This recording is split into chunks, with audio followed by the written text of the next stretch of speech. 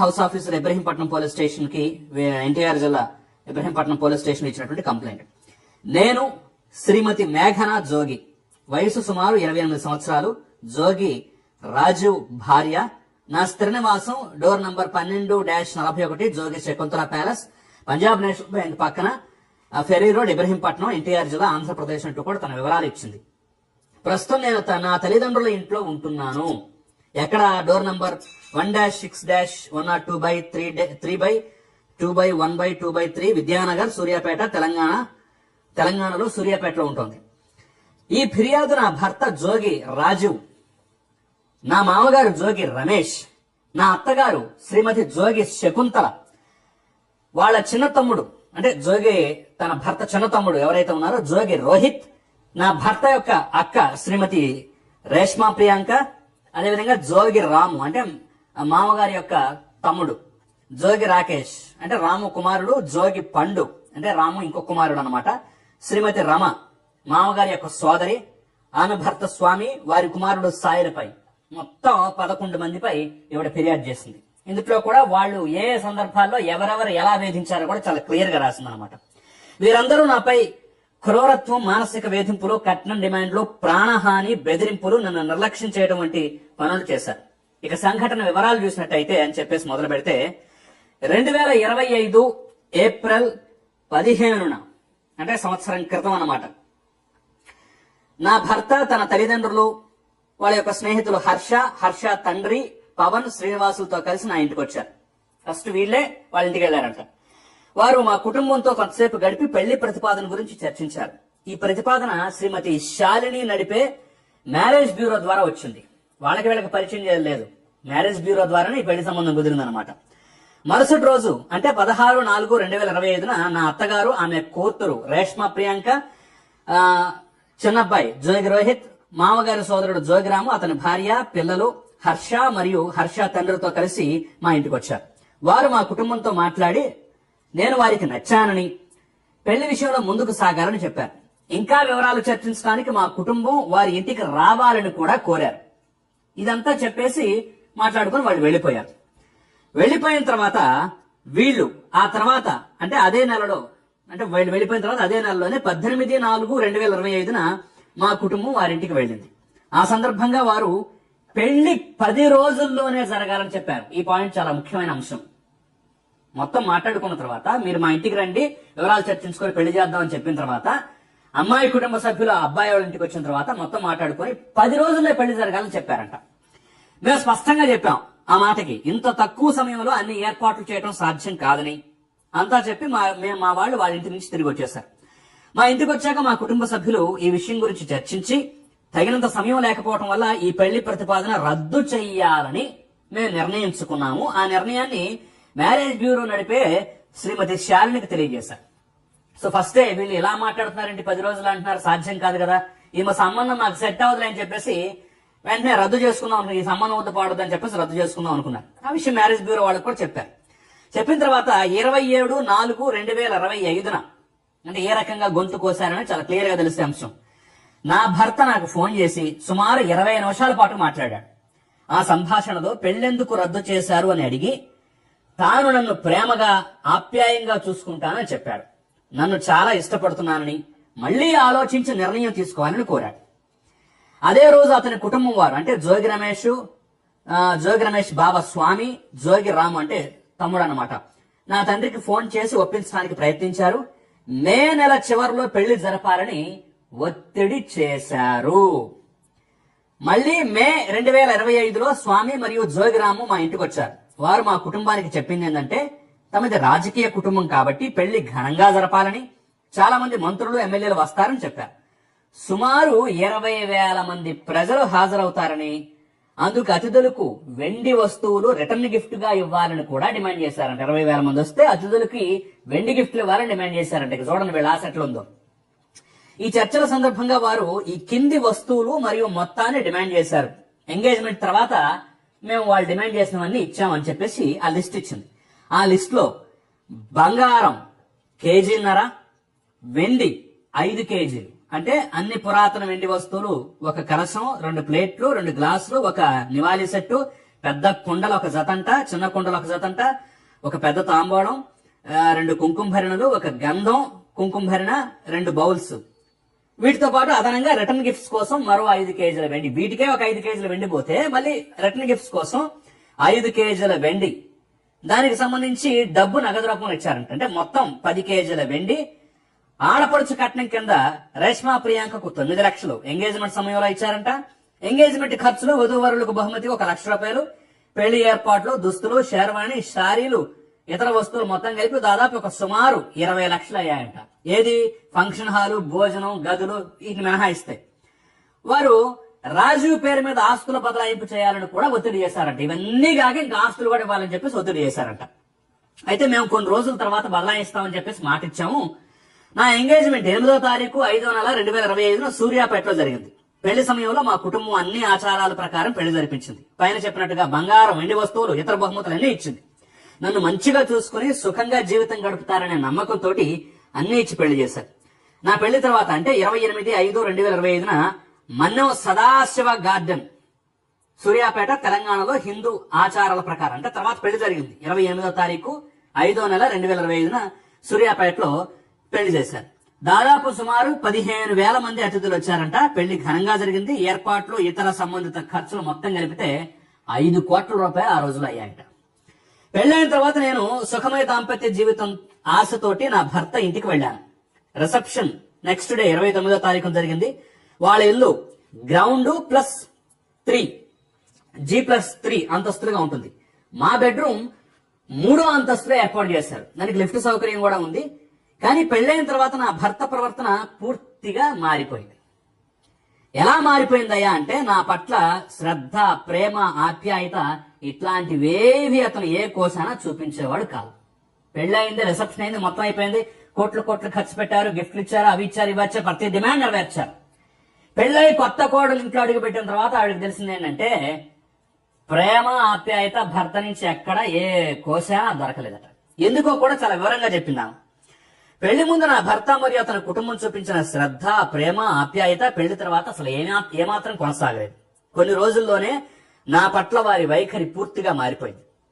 పెళ్లి తర్వాత నా భర్త, అతని కుటుంబ సభ్యుల నిజమైన స్వభావం ఏంటో నాకు అప్పుడు తెలిసొచ్చింది.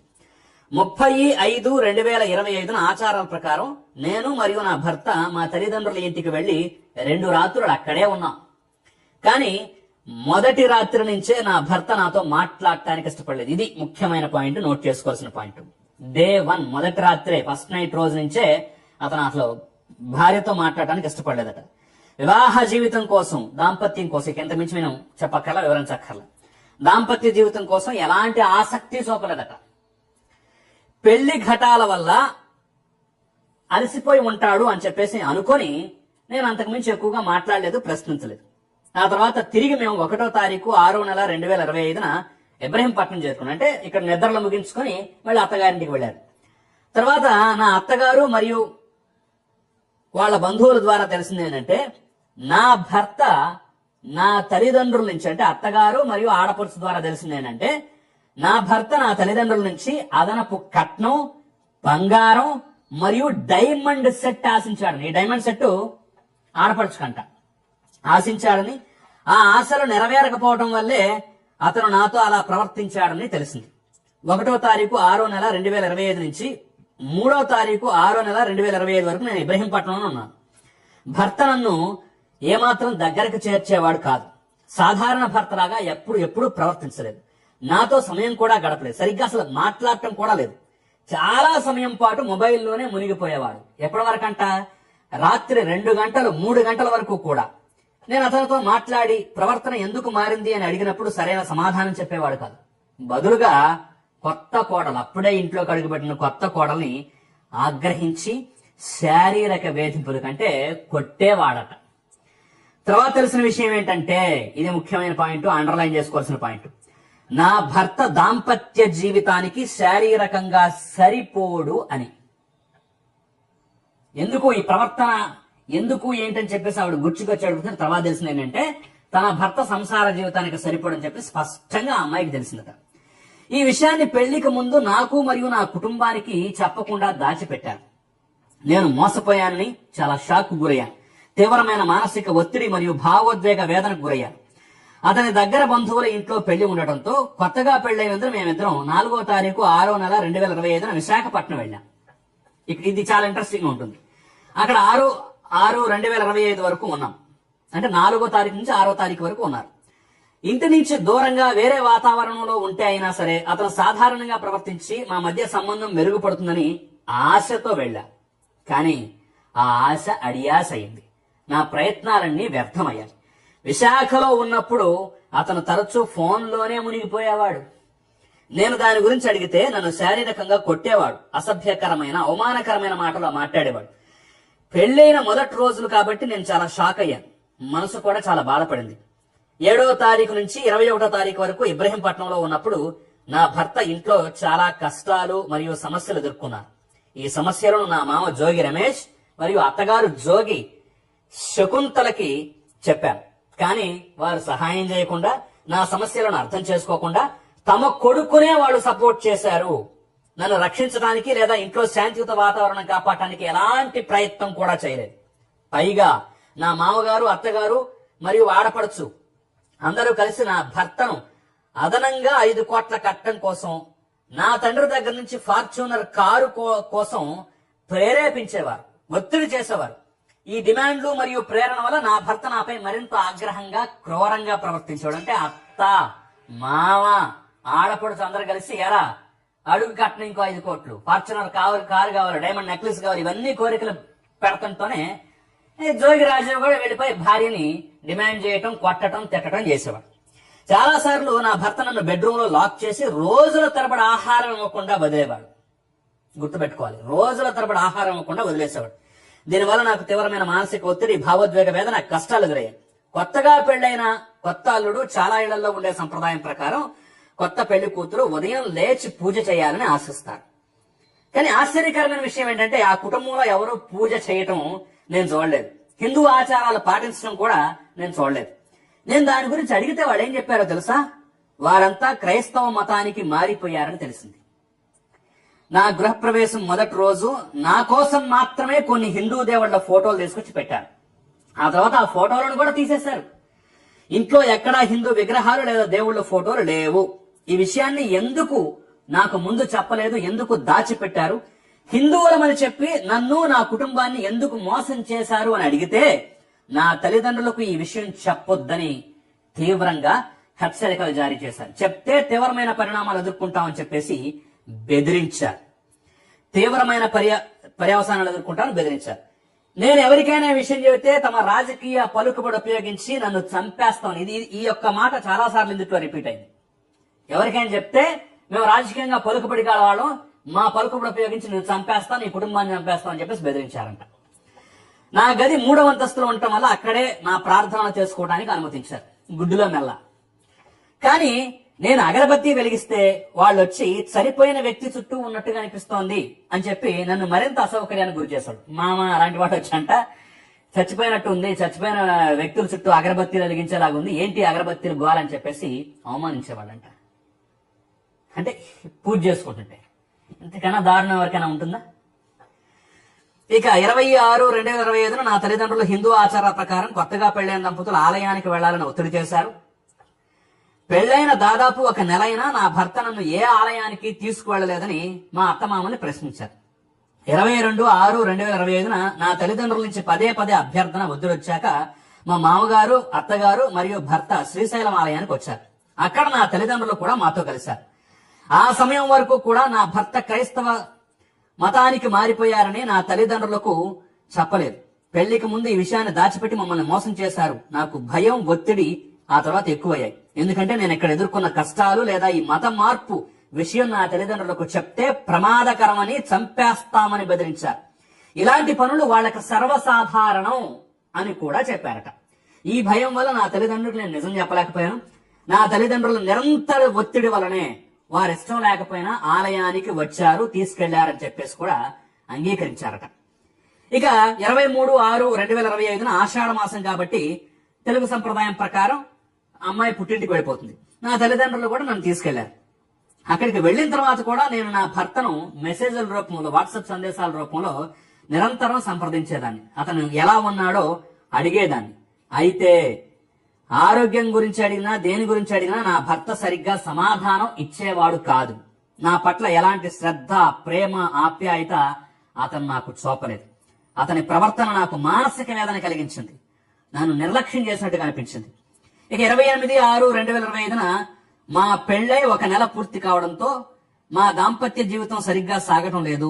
ఈ కాలంలో నా తల్లిదండ్రులు నన్ను సర్ప్రైజ్ చేయడానికి అని చెప్పేసి ఒక పని చేశారు. ఆషాఢ మాసం కాబట్టి అబ్బాయికి సర్ప్రైజ్ ఇవ్వటం కోసం అని చెప్పేసి సడన్ గా నువ్వు వెళ్ళు, కానీ అత్తగారి ముఖం చూడకూడదు కాబట్టి నువ్వు డైరెక్ట్ గా లిఫ్ట్ ద్వారా పైకి వెళ్ళు, మేము గ్రౌండ్ ఫ్లోర్ లో ఉంటామని చెప్పేసి నన్ను ఇబ్రహీంపట్నంలో వాళ్ళ ఇంటికి తీసుకొచ్చారు. తీసుకొచ్చిన తర్వాత నేను వాళ్ళు చెప్పినట్టుగానే సర్ప్రైజ్ ఇవ్వటం కోసం అని చెప్పేసి డైరెక్ట్ గా లిఫ్ట్ తో 3rd ఫ్లోర్కి వెళ్ళాను. నా రాక గురించి భర్తకు తెలియకపోవటం వల్ల నన్ను చంపపై కొట్టాడు. ఇలాంటి సర్ప్రైజులు మళ్లీ చేస్తే నిన్ను చంపేస్తా, సర్ప్రైజ్ ఇంకోసారి నాకు ఇలాగే ఇచ్చామంటే నేను చంపేస్తా అని చెప్పేసి బెదిరించాడంట. నా చెంప ఎర్రబడింది, కళ్ళల్లో నీళ్లు తిరిగాయి. నా ఆ రాక అతనికి సంతోషాన్ని ఇవ్వలేదు, ఆశ్చర్యాన్ని కూడా కలిగించలేదు, కానీ నాకు మాత్రం వేదన మిగిల్చింది. నా స్థితిని చూసి నా భర్తను అడిగారు. అతని ఆగ్రహం మరియు అధికార ధోరణి గురించి నా తల్లిదండ్రులు ప్రశ్నించారు. అయితే అందరి ముందు అప్పుడు మాత్రం అతను క్షమాపణ చెప్పాడట. ఆ తర్వాత 3వ తారీఖు 7వ నెల 2025 వరకు నా భర్త తరచుగా నాతో వాదన చేసేవాడు. నేను అతనికి దగ్గరగా వెళ్లి మానసిక లేదా శారీరక సాన్నిహిత్యం కావాలని ప్రయత్నించినప్పుడల్లా నన్ను తోసేసి దూరంగా ఉండేవాడు. గంటల తరబడి బాత్రూంలోనే ఉండేవాడు. కొన్నిసార్లు రాత్రి 3 గంటల వరకు ఫోన్లోనే మాట్లాడుతూ అక్కడే గడిపేవాడు. ఇక ఈ పొడవైనటువంటి ఫోన్ సంభాషణ గంటల తరబడి ఎవరితో మాట్లాడుతున్నావు అని చెప్పేసి అడిగితే అమెరికాలో స్నేహితులు ఉన్నారు, వాళ్ళతో మాట్లాడుతున్నా అని చెప్పేసి సమాధానం ఇచ్చేవాడట. నా అత్తగారికి ఈ విషయాన్ని ఒకరోజు తెలియజేశారు. నా భర్త శారీరక సాన్నిహిత్యం పట్ల ఎలాంటి ఆసక్తి చూపడం లేదని, రాత్రి సమయాల్లో నిరంతరం ఫోన్ కాల్స్ మాట్లాడుతూ ఉంటున్నాడని ఈ అమ్మాయి వెళ్లి అత్తగారికి చెప్పింది. అందుకు అత్తగారు గోవా వెళితే అతని మనస్సు మారి సమస్య పరిష్కారం అవుతుందేమో అని చెప్పేసి సలహా ఇచ్చిందట. అయితే భర్త మునుపటి ప్రవర్తన పట్ల అతనితో వెళ్ళటం సురక్షితం కాదని చెప్పేసి తాను భావించి తనకు ప్రాణభయం ఉంది కాబట్టి అదే సందేహాన్ని వ్యక్తం చేస్తే అప్పుడు నా భర్త కజిన్ ఒక లేడీ మాతో పంపిస్తాను, మీకు సౌకర్యంగా ఉంటుందని చెప్పేసి హామీ ఇచ్చిందట అత్తగారు. 4/7/2025 మేము గోవాలో మధ్యాహ్నం 3:30కు దిగాం.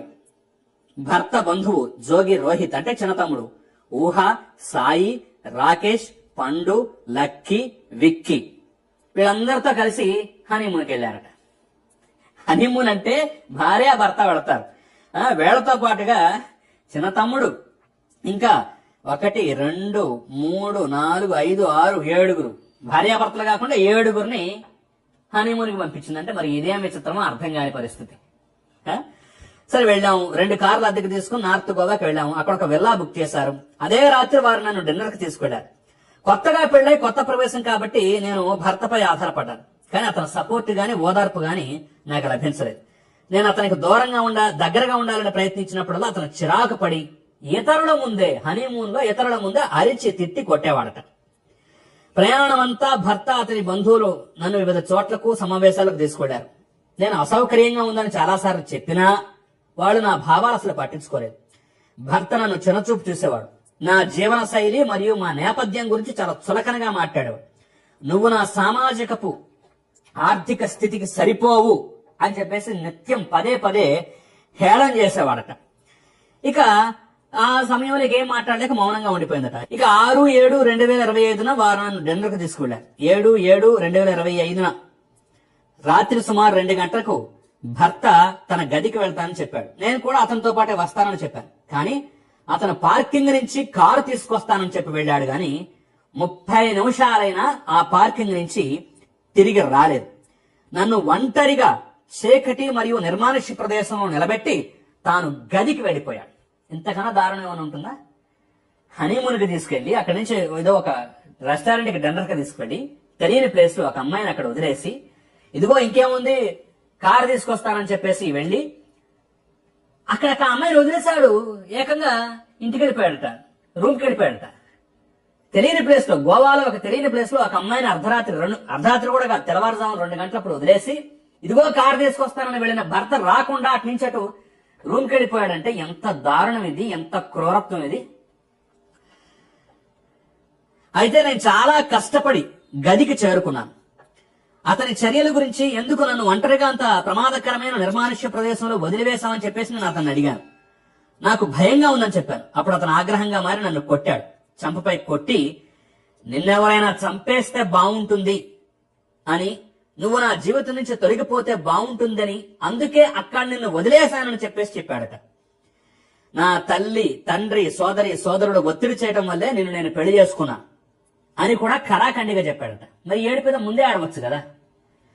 దీనివల్ల నాకు తీవ్రమైన మానసిక వేదన కలిగిందని, తర్వాత అతను ఈ విషయాలు మరొకరితో చర్చించడం కూడా నేను విన్నానని, భయంతో సురక్షితంగా లేదని అనుకుని అతని కజిన్ ఊహ ఉన్నటువంటి మరో గదికి వెళ్లి ఆ రాత్రి అక్కడే గడిపానని చెప్పేసి కూడా రాసుకొచ్చింది.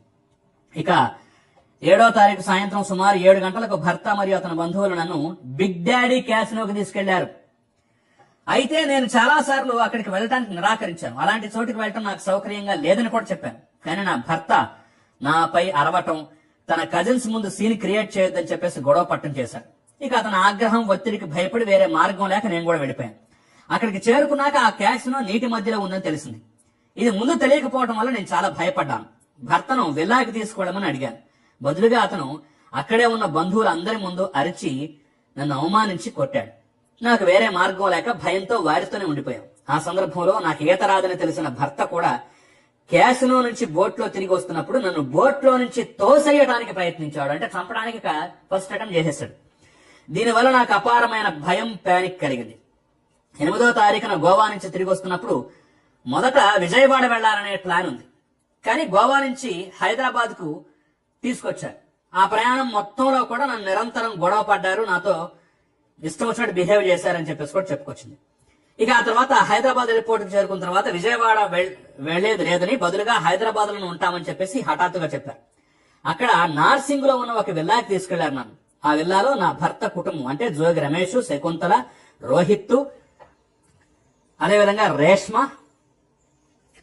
రాము అతని కుటుంబం, స్వామి అతని కుటుంబం. అసలు ఇంతమంది ఎందుకు వస్తున్నారో అర్థం కాదు. ఎప్పుడు ప్రతిసారి అందరూ ఈ 11 మంది మీద ఎందుకు కేసు పెట్టారో ఎందుకు ఫస్ట్ నాకు అర్థం కాలేదు. కానీ ఇదంతా చూస్తుంటే ఏ సీన్ లో చూసినా వీళ్ళే మొత్తం జనాభా. వీళ్ళతో పాటుగా 4 బౌన్సర్లు కూడా ఉన్నారట. 10వ తారీఖున నన్ను నార్సింగ్ విల్లా నుంచి ఘట్కేసర్లో ఒక ఫామ్ హౌస్ కు తీసుకెళ్లారు. ఆ రోజు నేను రాజీవ్ను, అతని ప్రవర్తన, ఫోన్ కాల్స్, నేను ఎదుర్కొంటున్న కష్టాలు, మానసిక వేదన గురించి ప్రశ్నించాను. దీని తర్వాత రాజీవ్, జోగి రమేష్, శకుంతల, రోహిత్, రేష్మ, ప్రియాంక, రాము, స్వామిలు కలిసి నన్ను శారీరకంగా కొట్టారు. ఆ సంఘటనలో నన్ను కొట్టారు, తన్నారు, ముఖాన్ని దిండుతో కప్పి తీవ్రంగా వేధించారు. ఫామ్ హౌస్ లో జరిగిన ఏ విషయం గురించి ఎవరికి చెప్పొద్దని హెచ్చరించారు. ఏమైనా చెప్తే నన్ను, నా తల్లిదండ్రులను చంపేస్తామని బెదిరించారు. అలా చెప్తే వారికి ఏమీ పర్వాలేదని చెప్పేసి, నువ్వు మాత్రం చచ్చిపోతామని చెప్పేసి బెదిరించడంతో తను మౌనంగా ఉన్నట్టుగా అయితే తెలియజేసింది. ఇక 12వ తారీఖున జోగి రాము, జోగి రాకేష్, జోగి పండు, స్వామి, రమ, సాయి, జోగి రోహిత్, మామగారు, అత్తగారు, చెల్లెలు అందరూ కలిసి సమస్యలు పరిష్కరించడానికి చర్చించడానికి వచ్చారట. కానీ అక్కడ కూడా మళ్ళీ ఫార్చునర్ కారు, 5 కోట్లు, అత్తగారు మరియు అతనికి, ఇక్కడ మళ్ళీ అత్తగారికి కూడా చేరింది, అతని చెల్లెలకి డైమండ్ నెక్లెస్ ఇవ్వాలని చెప్పేసి కూడా డిమాండ్ చేశారు. ఇవి ఇస్తే భర్త మనసు మారి వారితో సాధారణంగా ప్రవర్తిస్తాడని కూడా చెప్పారట. ఈ చర్చలో రమేష్, రోహిత్, రేష్మ, ప్రియాంక, శకుంతల, రాము, జోగి రాకేష్, జోగి పండు, స్వామి, శ్రీమతి రమ, సాయి వీళ్ళందరూ ఉన్నారట. నువ్వు ఇప్పుడు ఉన్నత సమాజ కుటుంబంలో భాగమయ్యావు కాబట్టి ఈ వస్తువులు ఇవ్వాలి, మా స్థాయిని కాపాడుకోవాలి, నీ కుటుంబం మా స్థాయికి సమానం నిరూపించుకోవాలంటే ఇవన్నీ ఇవ్వాలని చెప్పేసి డిమాండ్ పెట్టారట. అంటే ఇంత కట్నం, ఇంత ఈ రకంగా పోస్తే వాళ్ళ స్థాయికి సమానం అవుతుందట. ఇక జోగిరాము మరియు స్వామి మరింతగా చెప్పారు, మేము అడిగేదంతా చాలా తక్కువే. పెళ్ళైన తర్వాత కూడా జోగి కుటుంబం వారికి వెండి ప్లేట్లు కనీసం ఒక్కొక్కటి 500 గ్రాములు ఇవ్వాలని చెప్పేసి కూడా చెప్పారట. ఆ తర్వాత భర్త తన శారీరక అంటే ఇవన్నీ ఇస్తేనంట భర్త అంట తన నపుంసకత్వానికి, శారీరక సమస్య కంట చికిత్స చేయించుకుంటాడని హామీ ఇచ్చారంట. ఇంతకన్నా చండారం, ఎంతకన్నా నీచం ఏమైనా ఉంటుందా? నువ్వు కట్నం తీసుకొస్తే మా వాడు తన నపుంసకత్వానికి, సంసారానికి పనికిరానటువంటి ఆ యొక్క స్థితికి చికిత్స చేయించుకొని నీతో కలిసి సంసారం చేస్తాడని చెప్పేసి డిమాండ్ పెట్టారట. ఇంతకన్నా చండాలం ఏమైనా ఉంటుందా? తిరిగి తన భర్త వచ్చేటప్పుడు చికిత్స చేయించుకుంటాడని హామీ ఇచ్చి పంపించారట తల్లిదండ్రుల ఇంటికి. తిరిగి తన భర్త ఇంటికి వచ్చేటప్పుడు జోగి రమేష్, జోగి శకుంతల, రేష్మ ప్రియాంక, జోగి రోహిత్, జోగి రాము, జోగి రాగేష్, జోగి పండు, స్వామి, రమ, సాయిలు చెప్పిన డిమాండ్ లో కనీసం కొన్నైనా చేయాలి అని చెప్పి మరీ పంపించారట.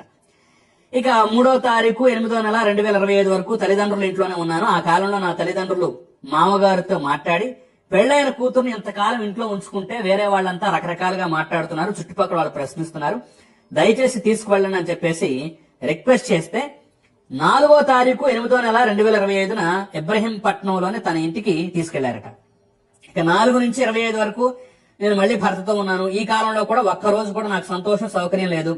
నన్ను 3వ అంతస్తులో ఒక షో పీస్ లాగా బంధించుంచేవారు, బయటికి ఎక్కడికి వెళ్ళనిచ్చేవారు కాదు. చాలా సమయం బెడ్రూమ్ లో లేదంటే టెర్రస్ మీద ఒంటరిగా ఏడుస్తూ గడిపేదాన్ని. ఇంటికి ఎవరైనా వచ్చినప్పుడు అడిగినప్పుడు మాత్రమే, మీ కాళ్ళు లేదని అడిగినప్పుడు మాత్రమే పిలిపించేవారట. అది కూడా వేరే వాళ్ళ ముందు శారీ కట్టుకోవాలి, మామూలుగా ఉండటం బాగోదని చెప్పేసి ఒత్తిడి చేశారట. ఇక ఇతరుల ముందు కనిపించినప్పుడల్లా శారీ కట్టుకోవాలని ఒత్తిడి చేశారు కదా.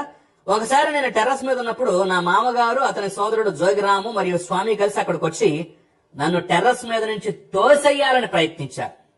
ఇది కేవలం ట్రయల్ మాత్రమే. ఈ సంఘటన వల్ల ఇదేమైనా నీ తల్లిదండ్రులకు చెప్తే నువ్వు చనిపోయినటువంటి నీ శవాన్ని వాళ్ళు చూడాల్సి వస్తుందని చెప్పేసి కూడా బెదిరించారట. అంటే తోసేయాలని ట్రై చేసి ఇది ట్రైలే, ఎక్కువ మాట్లాడితే రేపు నీ శవం వెళ్ళిద్దని చెప్పేసి బెదిరించారట. నిరంతరం సర్వేలెన్స్ లో ఉంచేవారట. ఒక డ్రోన్ ఏర్పాటు చేసి డ్రోన్ ద్వారా తన కదలికలను కూడా పర్యవేక్షించేవారట. ఆగస్టు 2025లో ఒకసారి ఇంట్లో ఉన్నటువంటి మహిళా సిబ్బంది అందరికీ సెలవిచ్చి కేవలం మగ సహాయకులు మాత్రం ఉంచారట. దీనివల్ల శానిటరీ ప్యాడ్స్ వంటి వ్యక్తిగత అవసరాల కోసం కూడా మగ సహాయకుల్ని కోరాల్సి వచ్చింది. ఇది నాకు చాలా అసౌకర్యంగా, అవమానకరంగా అనిపించింది. భర్త అర్ధరాత్రి వరకు ఇంటికి రాలేదు. ఆ సమయంలో మగ సహాయకుడు తరచుగా తలుపు మీద కొట్టేవాడు. దీనివల్ల నాకు భయం, సురక్షితమైన భావన కలిగింది కాదు. ఆ తర్వాత ఇవన్నీ మామగారు మరియు భర్త ఆదేశాల మేరకే జరిగాయని తనకు తెలిసినట్టుగా రాసుకొచ్చింది. ఇక 25వ తారీఖున నా తల్లిదండ్రులు మామగారిని అడిగి నన్ను వాళ్ళ ఇంటికి పంపమని కోరారు. ఎందుకంటే నేను నిరంతరం బాధగా, నిరాశగా మాట్లాడుతున్నానని గమనించాను. మరుసటి రోజే భర్త చిన్నతమ్ముడు జోగి రోహిత్, జోగి రాకేష్ నన్ను సూర్యాపేటలో వదిలివేశారు. విజయవాడ నుంచి సూర్యాపేట వరకు మొత్తం ప్రయాణంలో వారు నిరంతరం బెదిరించారు. ఇబ్రహీంపట్నంలో జరిగిన ఏ సంఘటన గురించి ఎవరికీ చెప్పొద్దని నోరు మూసుకుని ఉండాలని హెచ్చరించారు. ఏమైనా చెప్తే నన్ను మరియు నా కుటుంబం వారిని హత్య చేస్తామని బెదిరించారు. ఈ మధ్య కాలంలో నా మామగారు అరెస్ట్ అయి 3 నెలలు జైల్లో ఉన్నారు. ఆ కాలంలో కూడా నా భర్త తండ్రి పరిస్థితి గురించి ఓదార్చడానికి ఫోన్ చేసినప్పుడల్లా అతను సరిగ్గా స్పందించకుండా తనను తిట్టేవాడట. చాలా చర్చలు, చాలా హామీల తర్వాత నేను 29/3/2026 మళ్ళీ మామగారింటికి వెళ్ళాను. అక్కడ 15/4/2026 వరకు ఉన్నాను. కానీ కుటుంబం ఎవరి ప్రవర్తనలోనూ ఎలాంటి మార్పు రాలేదు. వారి ఏకైక డిమాండ్ 5 కోట్లు, భర్తకు డైమండ్ రింగు, అత్తగారు చెల్లెలకు డైమండ్ నెక్లెస్లు, భర్త మామగారికి టయోటా ఫార్చునర్ కార్లు, జోగిరాము అతని కుటుంబం, స్వామి అతని కుటుంబం కోసం వెండి వస్తువులు తీసుకురావాలని చెప్పి వారు నిరంతరం వేధించేవారు. అంటే డిమాండ్లు రోజు రోజుకి పెరిగాయి. వారు నన్ను నిరంతరం వేధించిన నా సంక్షేమం గురించి ఎలాంటి శ్రద్ధ చూపలేదు. ఈ పర్యవసానాలకు భయపడే నేను మిన్నకుండిపోయాను. తమకు రాజకీయ ప్రభావం ఉందని, బలమైన కనెక్షన్ ఉన్నాయని, ఎవరికైనా సరే మేము హాని చేసినా లేదంటే చంపినా తప్పించుకోవచ్చు అని చెప్పేసి, అంటే మేము ఎవరినైనా చంపినా ఈజీగా తప్పించుకుంటామని చెప్పేసి పదే చెప్పేవారట. 13/4/2026 మిడ్ నైట్ సమయంలో కుటుంబం అంతా కలిసి, అంటే భర్త, అత్తగారు, మామగారు, చెల్లెలు, చిన్నతమ్ముడు మొత్తం అందరూ కలిసి నాతో గొడవపడి నన్ను కొట్టడం మొదలుపెట్టారు. మామగారు, నువ్వు నా కొడుకు లైంగిక సమస్య గురించి, మా కుటుంబం క్రైస్తవ మతం గురించి బయట పెడితే ఏమవుతుందో ఈరోజు చూస్తామని చెప్పాడు. నేను సమాధానం చెప్పడానికి ప్రయత్నించినప్పుడు అత్తగారు అదేవిధంగా ఆడపడుచు నా చేతులు పట్టుకుని గోడ వైపుకి లాగి నా తలను గోడకు ఢీ కొట్టారు. ఇక రేష్మ ప్రియాంక అంటే ఆడపడుచు